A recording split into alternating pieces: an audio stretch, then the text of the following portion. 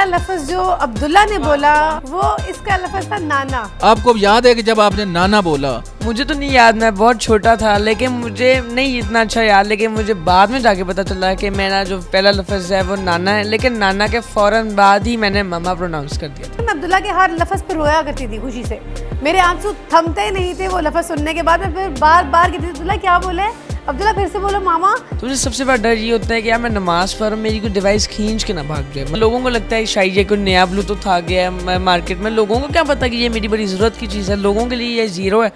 क्या आपने कभी सुना है पूरी दुनिया में या पाकिस्तान में कि एक बच्चा पैदाइशी तौर पर गूंगा बहरा हो, बोल ना सकता हो, सुन ना सकता हो, और वो अल्लाह की कुदरत से, कुदरत का करिश्मा ऐसा हो कि वो बच्चा बोलना शुरू हो जाए?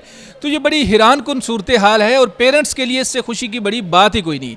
तो मेरे साथ जो दोनों बच्चे बैठे हुए हैं, मिसेस काशिफ बैठी हुई हैं, ये फैमिली ऐसी है कि जो मेरे दाएं बाएं दोनों बच्चे बैठे हुए हैं, ये कुदरती तौर पे बोलना नहीं जानते थे, बोलते नहीं थे, सुनते नहीं थे, लेकिन अल्लाह का शुक्र है कि अब ये बोलना भी शुरू हो गए और सुनना भी शुरू हो गए। ये स्कूल जाते हैं, ये दोस्तों से बातें करते हैं, ये फैमिली के साथ एक नॉर्मल ज़िंदगी गुजार रहे हैं।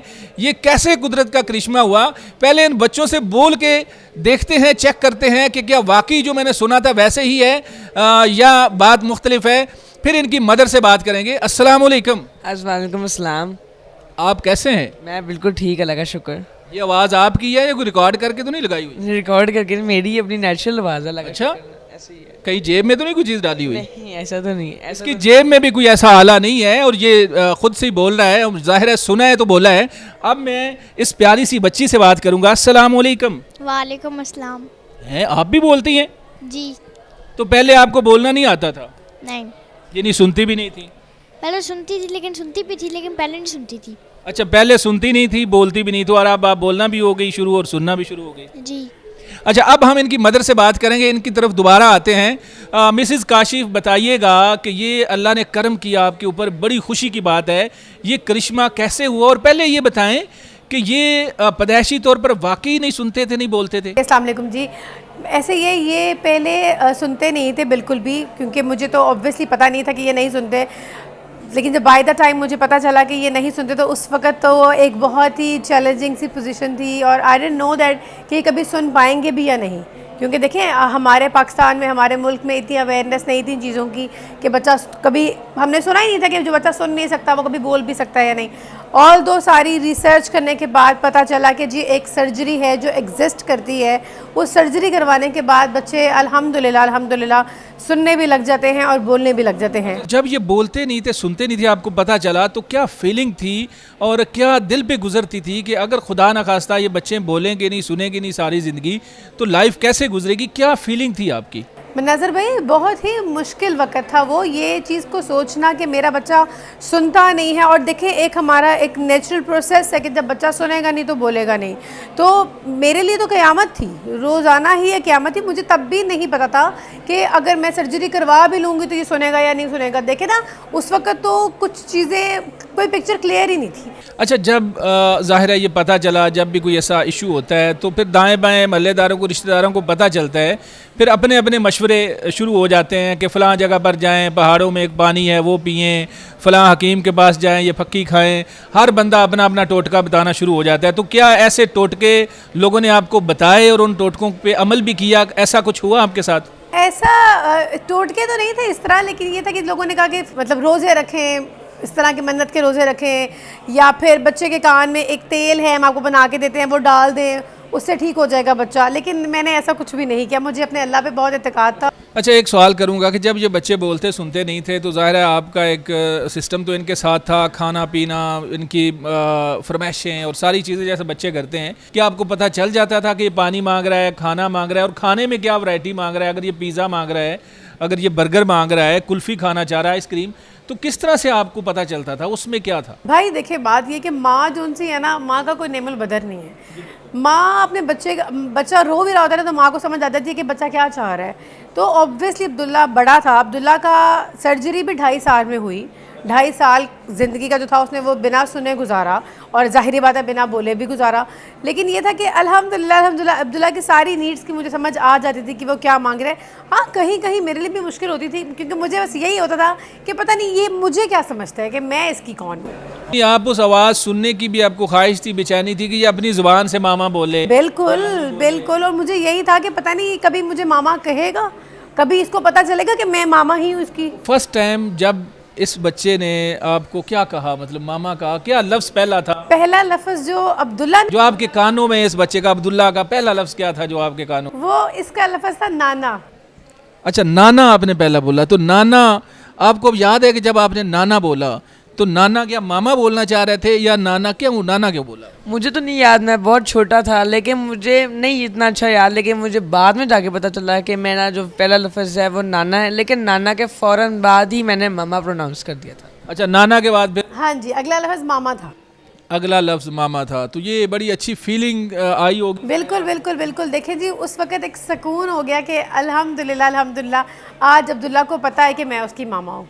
और देखिए, सीधी सी बात है, आपका बच्चा जब जैसे जैसे अब्दुल्ला ने लफ्ज़ बोलने शुरू किए, वो मेरे लिए रोज़ाना ही एक बाइस फ़ख्र भी था, खुशी भी थी। और आप यकीन करेंगे, मैं अब्दुल्ला के हर लफ्ज़ पर रोया करती थी खुशी से।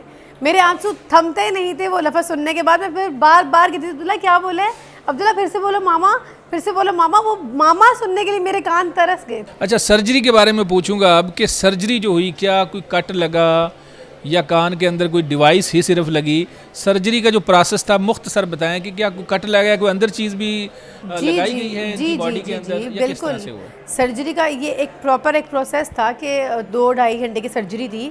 उसके अंदर बच्चे के अंदर दिमाग वाली जगह पे उन्होंने हल्का सा ड्रिल करने के बाद अंदर वाली डिवाइस फिट की। उसके बाद वो स्टिचेस लगे, वो 1 महीने में जाके हील हुए। महीने के बाद उसकी आउटर डिवाइस लगी जो लगी हुई है इनके कानों पे, और फिर वो उसका स्विच ऑन हुआ। उसके बाद फिर जो मरहला आया वो था स्पीच थेरेपी का। अब बहुत से लोगों को यही नहीं पता कि अगर बच्चे को सुनाई नहीं दे रहा, उसकी स्पीच डिले है, तो उसका अगला काम है स्पीच थेरेपी। हमारे बच्चे जो कॉकलियर इम्प्लांट चाइल्ड हैं, वो एक नॉर्मल आवाज़ सुन ज़रूर रहे हैं, लेकिन उसको डिफ़ाइन करने के लिए, बताने के लिए कि ये आवाज़ें हैं, इनका क्या मतलब है, उसके लिए आपको स्पीच थेरेपी रिक्वायर्ड है। और वो थेरेपी कम से कम 1.5 साल ज़रूरी है। अच्छा, वो प्रोसेस हुआ, डिवाइस अंदर लगी और एक डिवाइस बाहर लगी, और उसके बाद आपका प्रोसेस है कि आपने स्पीच थेरेपी करवानी है, या ख़ुद से आपको बता देंगे डॉक्टर? देखिए, डॉक्टर साहब ने बताया था कि अब स्पीच थेरेपी अगला प्रोसेस है। बेसिकली जब मैंने अब्दुल्ला का देखा था कि अब इम्प्लांट होना है, क्योंकि मुझे काफ़ी टाइम लगा था इम्प्लांट का फ़ैसला लेने में। मेजर सर्जरी थी, मैं डरती थी कि अल्लाह ना करे कुछ हो ही ना जाए। तो मैं, लेकिन मीनवाइल जब मैं वो सर्जरी के प्रोसेस के बारे में सोच रही थी, मैंने स्पीच थेरेपी पे वर्किंग स्टार्ट कर दी थी। मैंने ऑनलाइन कोर्सेज करने शुरू कर दिए थे, सीखना खुद से, बच्चों की खातिर खुद से सीखना शुरू कर दिया था, क्योंकि मुझे यही था कि मैंने वैसे आपकी एजुकेशन वो नहीं है? नहीं, मेरी वो एजुकेशन या कोई स्पेशलिटी नहीं थी स्पीच, लेकिन आपने बच्चों की खातिर मैंने स्पीच थेरेपी के कोर्सेज किए, जो ऑनलाइन भी किए, यूएस के कोर्सेज थे वो किए। उसके अलावा फिजिकली पाकिस्तान में क्लासेस थी वो ली, सिर्फ बच्चों की खातिर कि मेरे बच्चों को स्पीच में कोई प्रॉब्लम ना आए। माशरे के अंदर इस तरह के लोग बहुत ज़्यादा हैं, तो आप क्या सजेस्ट करती हैं उन पेरेंट्स को कि जिनके बच्चे इस तरह से हैं, वो क्या करें? क्या वो एक उम्मीद पे बैठे रहें, या कहीं से स्टाल ले रहे हैं? कहाँ से स्टाल लें कि वो भी इन बच्चों की तरह बोलना शुरू कर दें, सुनना शुरू कर दें? भाई देखें, अगर आपको डायग्नोज हो जाता है, अर्ली डायग्नोजेशन आपको 2-3 महीने की उम्र में हो जाती है, कि आप देखें ना, अगर आपने कोई चीज़ खड़काई और बच्चा आइस ब्लिंक नहीं कर रहा, तो this is a big symbol कि वो नहीं सुन रहा। अगर आपने कोई चीज़ फेंकी और बच्चा सोया हुआ नहीं उठ रहा, तो अपने बच्चे को पैदा होते साथ ही 2-3 महीने की एज में जज कर लें कि उसको सुनाई दे रहा है। अगर इन केस खुदा ना खास्ता उसको सुनाई नहीं दे रहा, तो आपकी पहली अप्रोच ऑडियोलॉजिस्ट होने चाहिए। ऑडियोलॉजिस्ट जो हैं वो बेसिकली ईएनटी पे नहीं, क्योंकि ईएनटी जो हैं वो आपके इंटरनल देखते हैं, लेकिन जो ऑडियोलॉजिस्ट हैं वो ही माहिरीन हैं इस काम के। आप वहाँ पर जाएं, वहाँ पे एक उनका टेस्ट होता है, उसको बैरा टेस्ट कहते हैं, वो टेस्ट करवाएं। अगर तो वो उसमें माशाल्लाह बच्चे क्वालिफाई कर जाते हैं तो फिर तो वेल एंड गुड, और अगर वो नहीं करते, अब देखें डिपेंड करता है लॉस के ऊपर कि बच्चों का लॉस कितना है। कुछ बच्चों का लॉस माइल्ड टू मॉडरेट होता है, जिनको कवर किया जा सकता है हेयरिंग एड के साथ। आपने देखा होगा लोगों ने हेयरिंग एड लगाया होता है। हेयरिंग एड और कॉकलियर इम्प्लांट दोनों इंटायरली डिफरेंट चीज़ें हैं। बिल्कुल। हेयरिंग एड ये है कि आपने बस आउटर डिवाइस पहननी है, आपके अंदर कुछ नहीं है।